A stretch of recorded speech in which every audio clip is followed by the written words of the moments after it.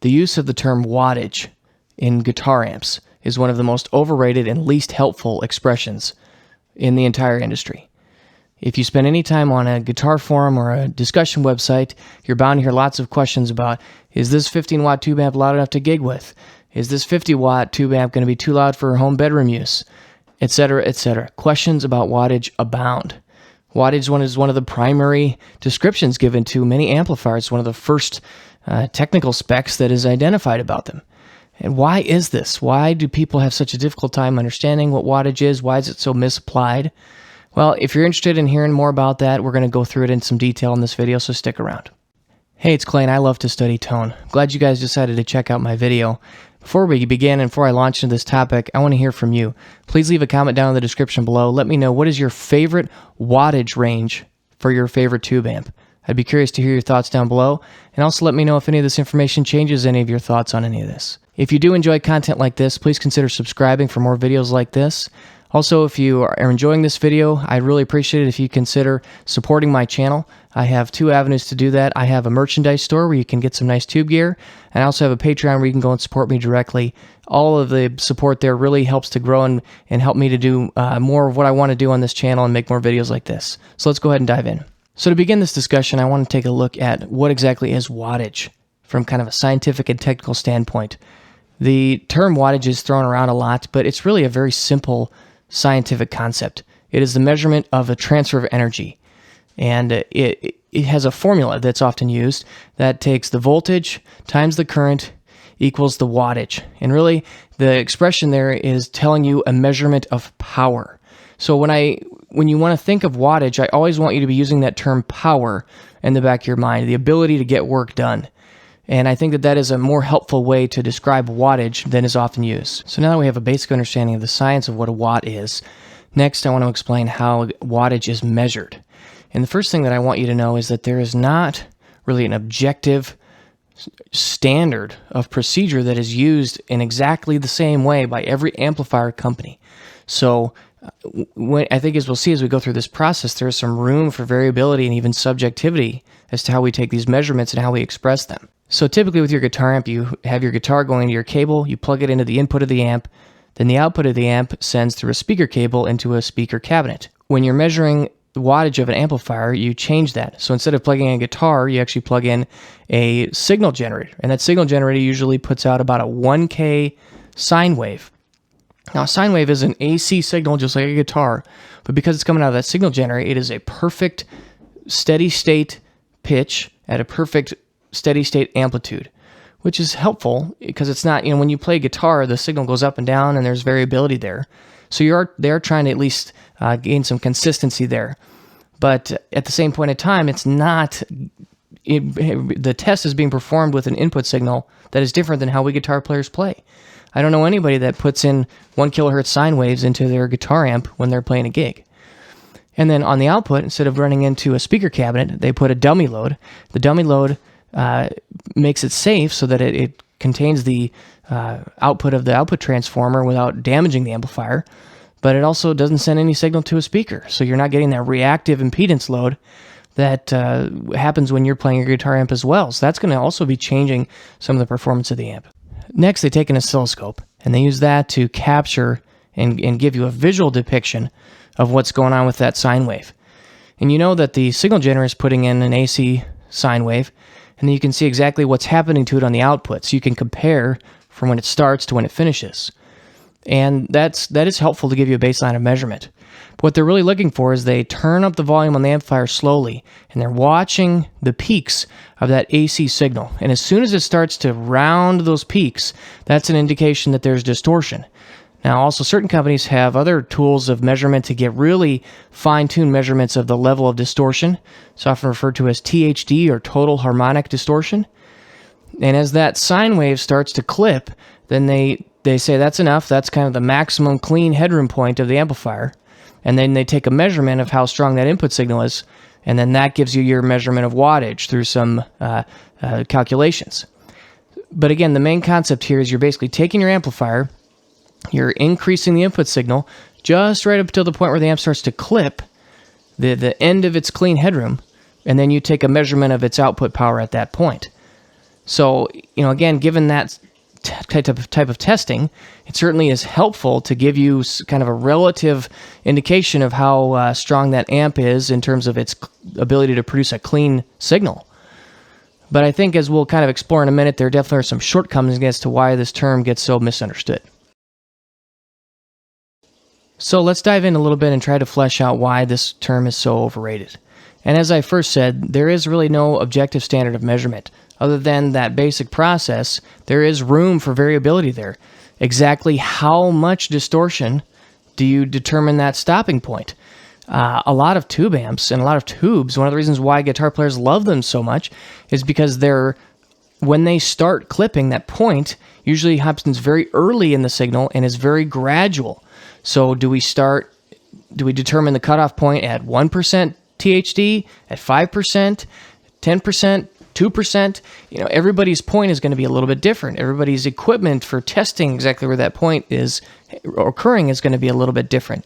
So I think some of that variability in exactly where that cutoff point, that can really affect or skew your numbers to some degree. The next thing is, as I mentioned, that test rig is very, very different than the type of live action use that a guitar amp typically has in a performance mode. A guitar signal is very dynamic, and a speaker is also very dynamic, and it's also producing results maybe not all at 1 kilohertz, right? You have a whole spectrum of frequencies across a guitar chord, if you're playing up and down the neck as well. And so that 1 kilohertz tone might be indicative of how it's going to produce at a steady state sine wave, but it's not really telling you how well it reproduces low bass frequencies if that's what you're into, or it may not tell you how well it's going to reproduce high frequencies, just because it could be performing differently across different parts of the EQ spectrum. A lot of our guitar amps have tone stacks, and those tone stacks will filter frequencies in different ways, and those voicings are really critical on whether it's a Marshall or a Vox or a Fender or a Mesa, and how the EQ is generated and represented is very critical for how the eventual performance of the amplifier goes. And further on that note, it really doesn't take into consideration what kind of music you're playing. If you're somebody that's playing metal and you need a lot of low bass frequencies to be producing those low deep palm mutes, bass frequencies take a lot more energy and a lot more headroom to be reproduced cleanly. So it's possible even where that sine wave starts clipping at 1K, that's not really indicative of how it's performing at 200 or 300 hertz. And so you may not be getting very good performance, or you may be getting great performance, but you really can't tell. The measurement of wattage is completely blind to how the amp is performing down in that part of the frequency spectrum. On the other hand, maybe you're somebody that's playing R&B or clean, funky guitar where that low end is really not needed. You need an articulate, high headroom clean tone. And so, again, the way that it functions down at 200 hertz is going to be very different than how it functions up at 5 kilohertz. And again, as I mentioned before, none of that is representative with the test at 1K. So, taking into consideration some of these shortcomings, what is a better way or a more helpful or accurate way that we can use this term? I mean, we see the measurement of wattage on almost every amplifier, so it is a specification that we're all aware of. How can we use it in a little bit better way? Well, the first thing I'd like to push you guys to do is to think about it more as a general term. This is not a laser focus. This is a broad sweeping term. And so I would be generous and not too hung up on the specific number. Whether it says 15 or 20 or 22 or 25 watts, I mean, that's all pretty close. Whether it's 5 or 6 or 7 or 10, again, we're really in the same ballpark. Whether it's 40 or 50, it's pretty darn close in that range. And I would think of it more in terms of like every 10. There's a difference between 10 and 20, 20 and 30, 30 and 40.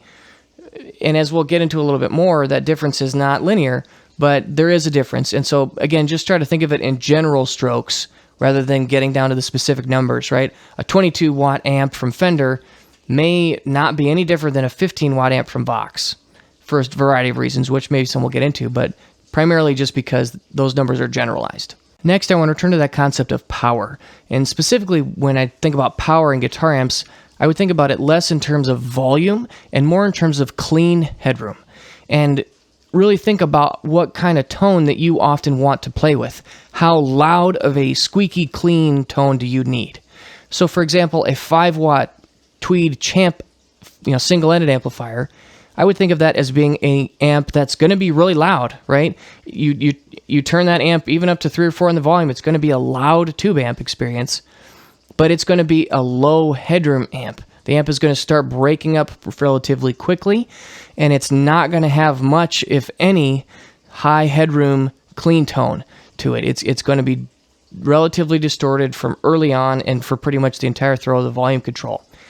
On the flip side, I would look at a 100 watt amp and think, okay, that one's going to have definitely more of a range where it's going to stay clean, and I can potentially hang with a loud drummer and a loud bass and a lot of other instruments on stage, but maintain the ability to play with a very clean tone even at a very loud performance volume. So more of a measurement of clean headroom than total output volume. The next thing to keep in mind is that the way human beings hear changes in volume is not linear, and so the relationship between wattage and power and how we perceive volume is also not going to be linear. And when I say linear, what that would mean is, let's say you want to have a 2 times increase in volume. If you go from a 5 watt amp to a 10 watt amp, that is a 2 times increase in wattage, but that is not going to be a 2 times increase in volume. I would think of it more as you need an exponential increase in wattage to get a 2 times increase in volume. So for example, if you have a 10 watt amp and you want to produce a 2 times increase in volume, I would be looking at more like a 100 watt amp to get that increase. And then if you want to go 2 times from there, you're going to need to be looking at like 1,000 and go following up that exponential growth curve. On the flip side, if you're thinking, this 5 watt amp really isn't bedroom friendly, going down to 1 watt might not even be enough. You might need to be going down into fractions of a watt. A half a watt, that's 1/10 of 5 watts, or a quarter of a watt, to really be getting that 5 watt amp to a bedroom level. That's why you might see bedroom level switches that are in that quarter or half of a watt range. Because again, the relationship between volume and wattage really should be thought of as exponential rather than linear. I also want to refer back to when I was talking about EQ. The way that the amp is EQ'd, so the combination of the tone circuitry in the amp and the speaker that's used are really critical to the perceived level of volume. The speaker alone with its efficiency level and the way that it handles the frequency range is a huge contributor to the final volume. So if you've got a 5 watt amp that is too loud, you might want to bump down to a less efficient speaker, or vice versa. If you want your 15 watt amp to cut it a little bit better with a drummer, try a more efficient speaker. Because again, amp wattage is really just one variable amongst many.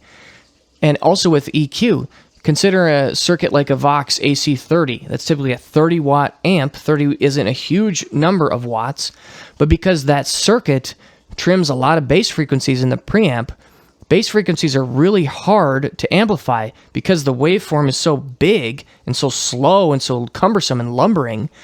It takes a lot of power to reproduce it cleanly, whereas a 2 or 5K tone is much easier for an amplifier to replicate that at a cleaner volume. Those bass frequencies are going to start breaking up and distorting earlier, and that's going to influence and kind of cheat your perceived level of volume. So a 30 watt AC30, because it's so efficient with the circuitry and it trims bass, it might be hanging with a 50 watt Fender that's going to have a lot more low-end frequencies with that more scooped tone, a lot of bass, a lot of treble. The difference between a 30 watt Vox and a 50 watt Fender really might not be that significant. And again, if we're bringing in our other principles, if we're kind of generalizing our number, we're thinking about our speaker as well, you can really probably get those amps to function just about the same. I might even bump that up to like a 100 watt Marshall. If you're just talking about clean headroom, a Vox AC30, 50 watt Fender Hot Rod Deluxe, and a 100 watt Marshall Plexi, those amps might be functioning relatively equally just in terms of that clean headroom level of playing with a band and whether or not it's appropriate for that kind of gig. They all might be competing with one another pretty evenly. Then I also want to touch a little bit on solid state comparison to tube. One thing you might notice if you're looking at guitar gear is the solid state wattage tends to be a lot higher than tube wattage. There's kind of 2 things that are coming into play there. One we've already touched on, and that's that wattage scales exponentially.